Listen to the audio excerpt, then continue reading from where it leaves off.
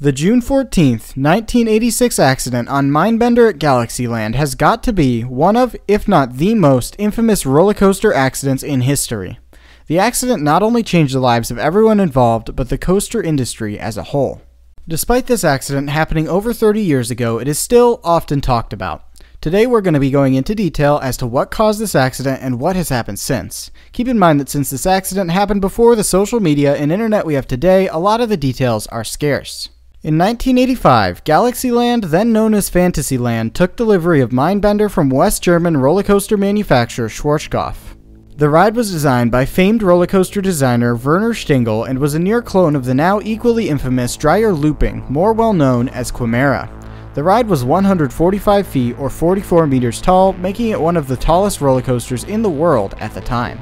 Mindbender was purchased from Schwarzkopf with 3 trains, each having 4 cars. These trains featured the simple, ratcheting lap bars common on Schwarzkopf looping coasters. The ride opened late in the 1985 season.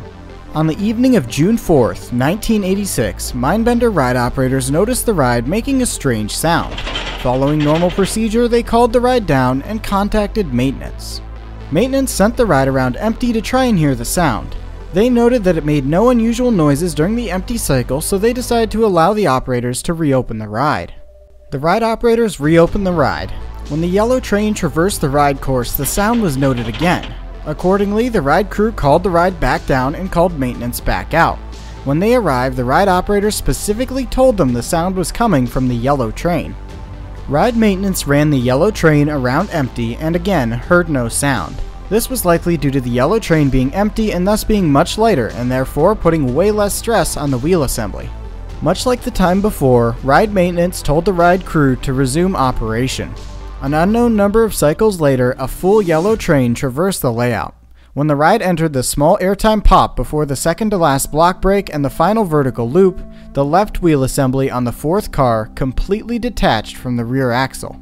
Moments later, the axle fell onto the tracks, causing it to be ripped off of the train completely, leaving the back car with no wheels. As the back car was still connected to the rest of the train, it was pulled down the descending curve leading to the vertical loop. This caused the wheelless car to fishtail wildly.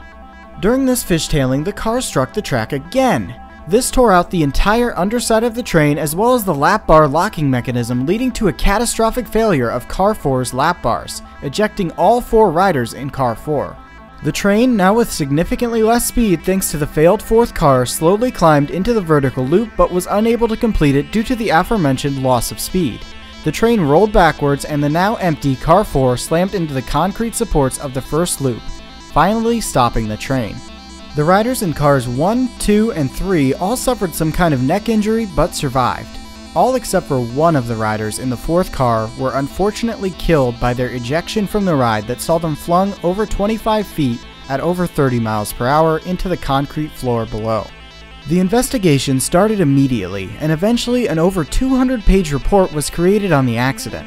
Sadly, that report seems to be lost to time and only small fragments of it remain today. I have used some of these fragments to create this video.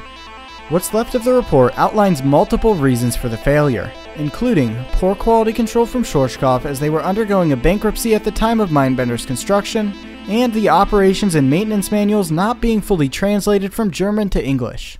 However, the report states that the direct problem that caused the accident was that the area that connected the wheel assembly to the main axle was not secured significantly and ride maintenance had failed to maintain this already weak connection. Later investigation would reveal that every wheel assembly on all of Mindbender's trains was loose. Maintenance also took a hands-off approach to inspecting the ride, meaning that all inspection was done visually, so areas like the wheel assembly connection were never inspected as they were not visible without removing a small cap on the axle. The park also claimed that due to the way Schwarzkopf mounts their brakes, it was extremely difficult to physically inspect the trains when they were not transferred off. If you want my opinion, the park should have transferred off the yellow train so that maintenance could inspect it while they continued running the ride with the other 2 working trains. Speaking with experience as a ride operator, we are trained to notice sounds like the ones the Mindbender crew noticed that day. And nowadays, when there is a suspected problem with a train, the procedure I just described is used. Mindbender itself was significantly changed after this accident. The ride went from 4 cars per train to 3, and perhaps most interestingly, it went from having 2 wheel assemblies per car to having 4.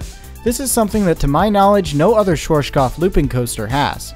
These additional wheel assemblies actually allow the park to run the back car backwards during their Halloween event, something no other Schwarzkopf looping coaster can do. The new trains added seatbelts and over-the-shoulder restraints as well as retained the old lap bars. The roller coaster industry we know today was just starting to emerge when this accident occurred, and this accident helped shape the industry into the very safety-focused one it is today. The industry was entirely and permanently changed after this 1986 accident into a new industry that would work proactively to prevent similar accidents from occurring. And as far as Schwarzkopf coasters go, there was never another similar accident on a Schwarzkopf coaster. That is, until 2019. But that's a topic for a future video. If you were ever injured on a ride, even if it was something minor, I urge you to report it to ARID. ARID is a new ride injury database that's taken the place of Safer Parks. For now, you can submit injury forms to the Google form in the description. In the next few weeks, they'll have their website up and running where you can search ride injuries and learn more about them. Projects like ARID are part of what keeps this industry so safe, so I urge you to report if you were ever injured. As always, thanks for watching and goodbye.